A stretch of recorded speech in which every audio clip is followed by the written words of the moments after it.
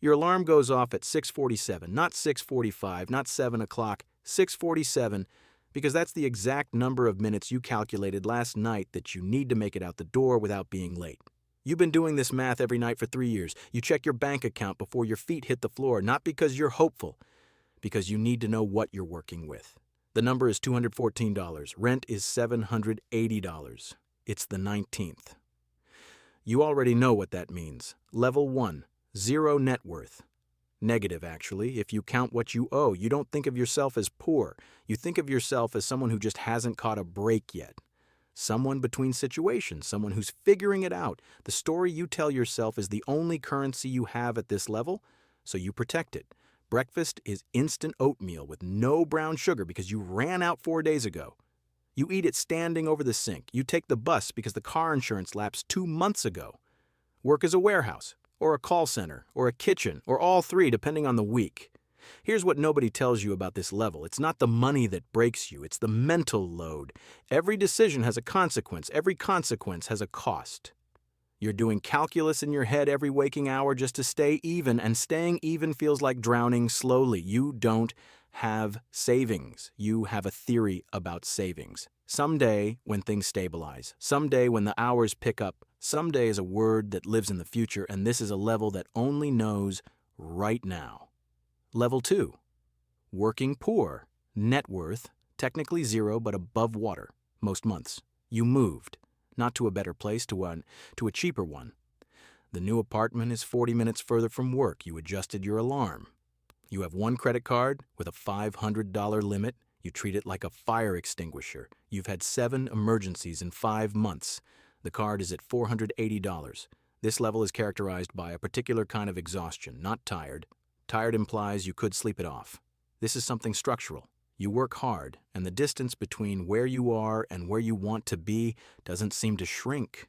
You run, and the horizon stays the same. You are learning that money is not just math, it's energy.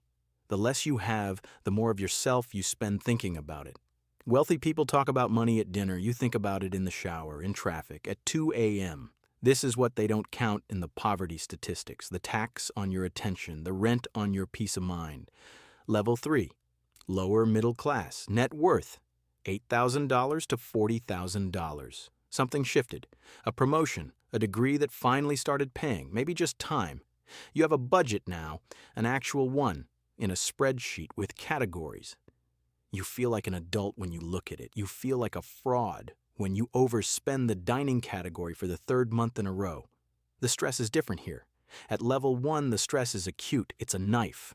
At this level, it's chronic, low-grade, background, almost invisible. You're fine, mostly fine, but you're one transmission replacement away from fine becoming not fine, and you know it every day.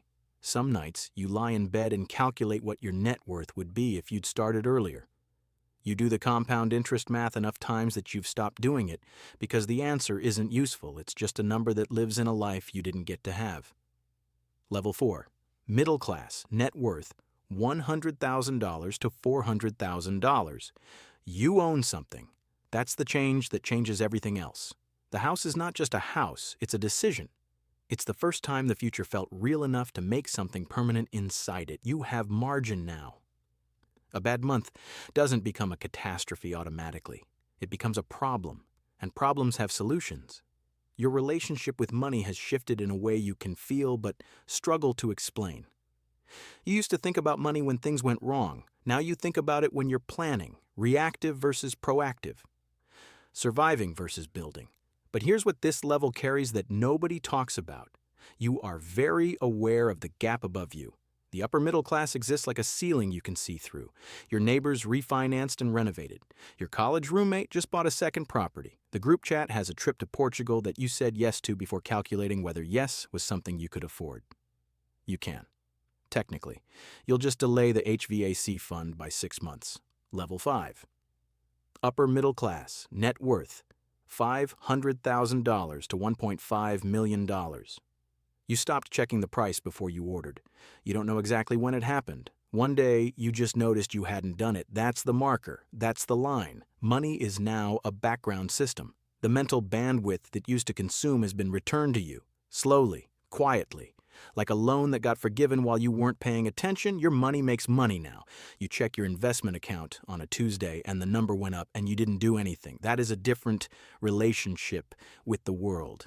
But this level has its own gravity. The spending grows with the income in ways that feel natural and are not. The house is bigger, the car is better. You are building wealth more slowly than the accounts suggest because the accounts don't show the spending, only the saving. Level 6, millionaire. Net worth $1 million to $5 million. The number crossed the line and nothing changed. That's the part they don't put in the videos. When it happened, you were eating leftovers at the kitchen counter. You checked the app. The comma was in the right place. You said, "huh," out loud to no one, put your phone down and finished eating. Money is no longer something you carry. It's something you manage. Every dollar used to have a name. Now it's a system, accounts and allocations and rebalancing. You buy time now. That's the actual purchase. Not the car, not the house. Time. The guilt is real. You remember when an hour was worth $12. You have not forgotten, but you act differently anyway. And sometimes the distance between what you remember and what you do feels like a betrayal of who you were. Level 7. Seriously wealthy. Net worth $5 million to $30 million. The conversation is different now. You've learned that money in quantity is something you discuss less, not more. You've watched what happens when people know. The requests, the distance, the way friendships quietly recalibrate around what you have versus who you are. The inner conversation is different, the one at 2 a.m. It's not about rent, it's about something harder to name.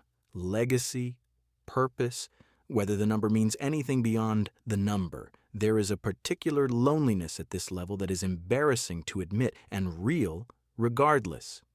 Level 8, $30 million to $100 million. Your time is the most protected resource in your life. More than the money is managed. Your time is the thing that can still be taken from you. You have impact now. A decision you make in a room with 6 people affects thousands who will never know your name. That is power, and it is also weight, and almost nobody prepares you for the weight. You think about the person you were at $214, not with nostalgia, with something more complicated. That person made you, and you can't fully reach them anymore. The money stopped mattering as money a long time ago. Now it's a scoreboard for something else. Influence, legacy, the ability to make a thing exist in the world that wouldn't have without you. You hope that's enough. Some nights, in the quiet of a house that is exactly what you once imagined a house could be, you're not entirely sure. The money changed. The math changed. The stress changed shape a dozen times and never fully disappeared. It just moved to a higher floor. What didn't change was this: the version of you who checked the account every morning, who ran the numbers every night, who ate the oatmeal without sugar and didn't say anything about it. That person was already the person who would make it. They just didn't know it yet. And neither did you.